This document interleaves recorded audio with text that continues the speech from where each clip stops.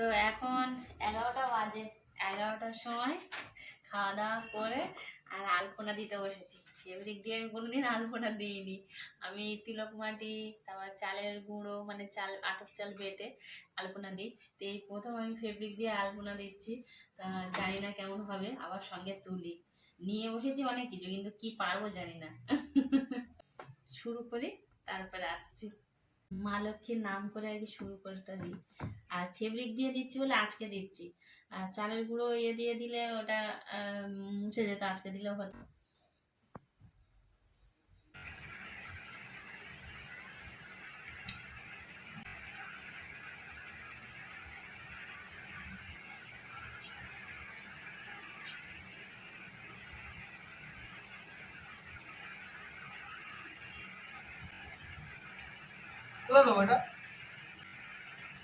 দূরে বসতে কেন, পিছনের দিকে দে না কোথাও। ইয়েটা নেই।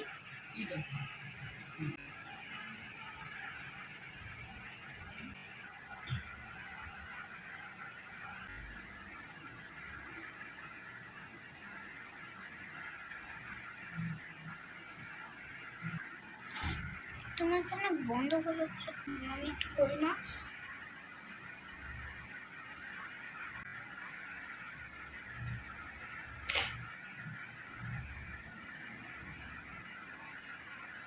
তুলির এগুলো দিয়ে কি বানানো হয় বলো তো? তুলি এই অল্প রয়েছে, ওইটা করতে হবে।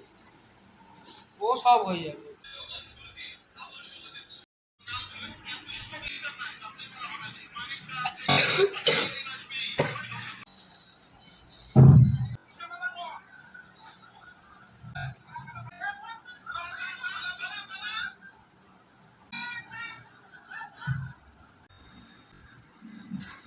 হেভি ড্রয়িং হাতে।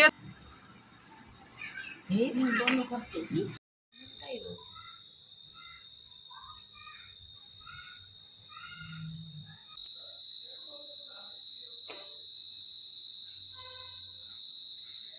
কি হলো? করতে হবে।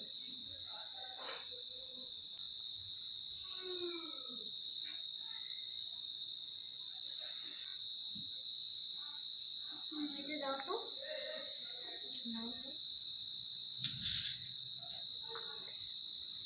হয়ে গেছে রাত্রিবেলা আলপনা দিতে দিতে।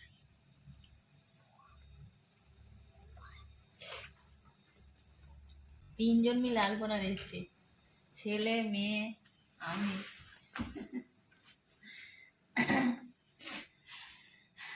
কেমন হয়েছে আলপনাটা বলো।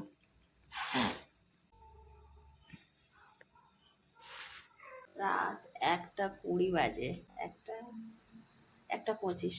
চোখ চাইতে পারছি না। মানে আমি আর মেয়েও আমার সঙ্গে জেগে আছে। ছেলেটার ওর বাবাটা ঘুমিয়ে পড়েছে, ওরাও অনেকক্ষণ জেগেছিল। তা কী কী করেছি এখনও হাতের এই যে রং টংগুলো এখনও তুলিনি। আলপনা করছিলাম, তুলিগুলো এখনও করিনি, পরিষ্কার করে নিতে, এবার পরিষ্কার করে রেখে আর শুয়ে পড়বো। কী কী কত দূর করেছি সেটা দেখাই। এটা করেছি মেন দরজায়, এটা করেছি আমাদের ঘরের সামনে, এটা করেছি মা লক্ষ্মীর পায়ের ছাপগুলো আমার মেয়ে করেছে। কলেজের ছেলেদের ঘরে একটা ঘরে একটুখানি ডিজাইন করেছি, আর এই ঘরটায় একটা ছেলে আছে ঘুমাচ্ছে, ও দরজা দিয়ে রেখেছে বলে আর করতে পারলাম না। এই ঘরে কেউ নেই বলে মেন দরজায় এই ডিজাইনটা আমার ভালো লেগেছে। আপনাদের কোন ডিজাইনটা ভালো লেগেছে অবশ্যই জানাবে।